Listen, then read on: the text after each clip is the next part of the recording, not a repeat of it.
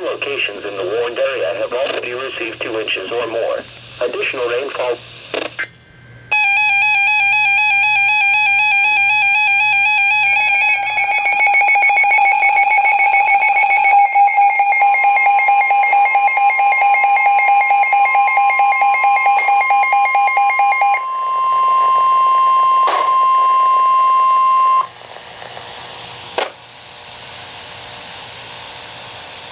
National Weather Service in Fort Worth has issued a tornado warning for West Central Wise County in North Central Texas, East Central Jack County in North Central Texas, until 9:45 p.m.